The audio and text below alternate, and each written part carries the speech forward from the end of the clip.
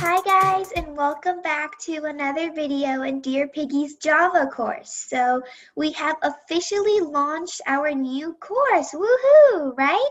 So this is another intro course, which means that we'll be learning the basics and fundamentals of Java.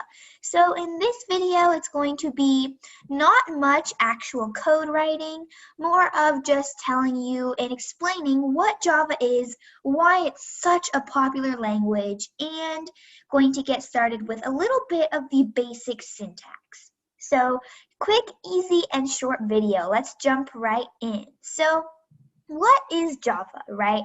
I know usually when we learn a new coding language, we always have that question, like, what is it? So one very, very common mistake that I often notice a lot with beginners is they assume that Java is the same as JavaScript. Yes, they do sound the same, and I am a victim of that as well. I used to think they were the same thing, but they're not really. So Java is actually a back-end language, so something that does the work sort of that you do not exactly see on the screen. Whereas JavaScript, if you go take a look at our JavaScript course, you'll see that it directly connects to lots of elements on the web page. So you'll notice that HTML, CSS, which are things that you use to design your web page, are directly connected with JavaScript. So all these have to do with front end. And by front end, it's basically a really, really fancy word that professionals use to talk about what you physically see on the computer screen. Now, Java works entirely with back end. And what back end is just the opposite of front end, what you can't see with your eyes, essentially. What is going on behind the computer, like the computer's brain there. So all these fancy things that are going on and kind of like running all the business back there, but you can't see it on your screen. So Java is such an important language. So many big companies use it. In fact, I believe right now it's actually the most popular programming language for professionals. So when you get a job in the future, this is a great language, right? So another really popular aspect of Java is that it's an object-oriented programming language. Now, since we're beginners, we don't exactly know what that means. But basically, let me just put this out here. Object-oriented programming languages are so popular right now. So if you know an OOP language, then well, I'd say you're on track to being a professional. So I'll just give you the basic breakdown here.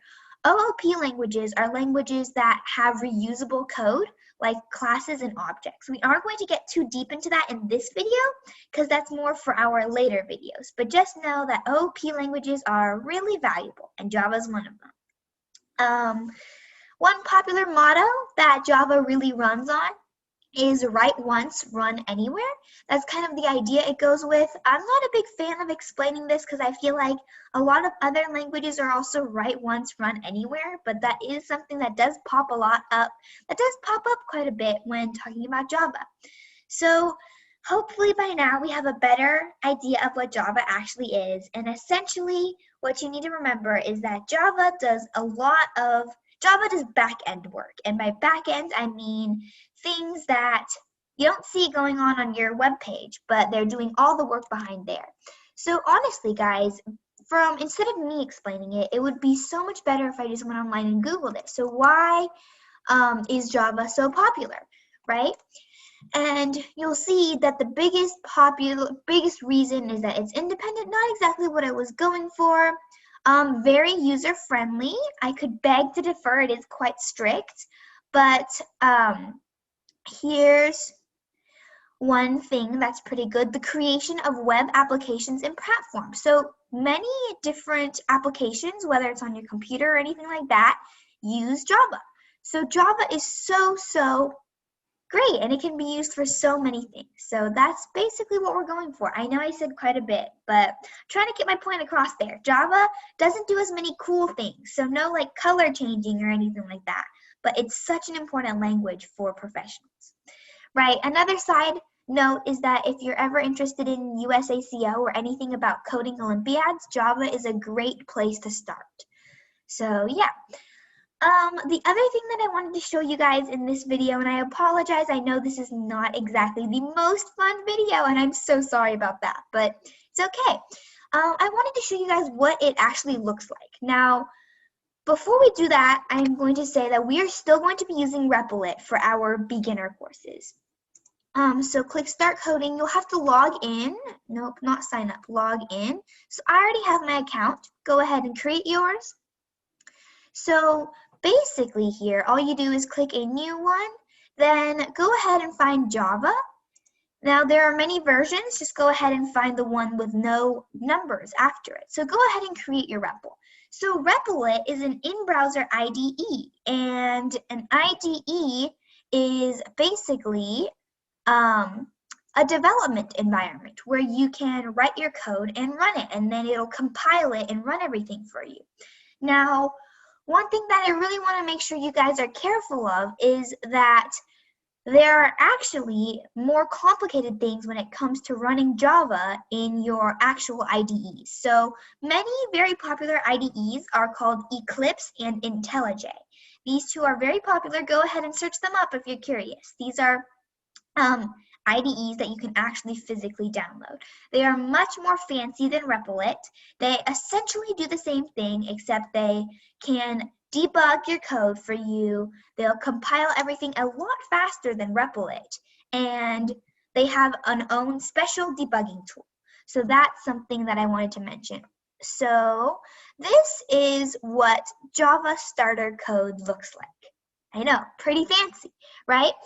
Now this is different from Python and JavaScript. So these are some things that I kind of want to explain to you guys before we get started.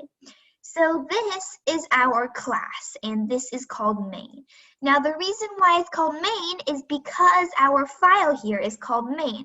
So if I rename my file called Sunny, which would be kind of weird. So if I named it Sunny, then this would be sunny.java, and this would also change to class Sunny. But I don't want to screw anything up here, so we'll leave it as main because usually it's called main, right? So this is sort of a class. We will learn what classes are in a future video. Now, this is our sort of main function. So let me go ahead and show you this slide. This is what happens and what pops up every time we create a new Java file. We have our class, we have our main method. And so now you may think this looks really weird. And let me tell you, when I was first learning Java, this looked hecka confusing. Like public static void, okay, what does that mean? Hold up. Then main string args, that was even more confusing. So I'm here to kind of break these down a little bit for you and explain to you where we're going to write our code. So if we look over here, we'll notice that there are 3 keywords, and these 3 keywords are often where we have the most confusion. We have public, static, void. Now, public is an access modifier, and that just basically says who can access this function. So it would be different if it was private, because then only certain things would be able to access it, but public is saying that this is more of a public function. That was a really bad explanation, but I think you get where I'm going for. This is kind of saying who can access it. Static is a keyword. Now, the static is where things get slightly more confusing. In fact, we'll have a whole lesson on inheritance later, but static is sort of saying that this is its own type and not part of anything else. We will get to inheritance in a future video, probably way in our future, because this is a hard topic. Now, void is one of the easier ones. Void is a return type, and just like void in real life, it kind of means nothing, right? So this function is not going to return anything. So this is what these 3 keywords mean. Again, you don't have to understand what these 3 keywords mean for now, but hopefully they'll make more sense as we move on to intermediate. But just know that every time you write your Java code, you're going to have this stuff. This is your basics. You need to have it. Now, inside ignore this part for now, especially the string args. I would say this function is called main. So just remember that. This main is our function, and this function is where we're going to write all of our code. So I'm going to get rid of this for now and say this is where you're going to write your code.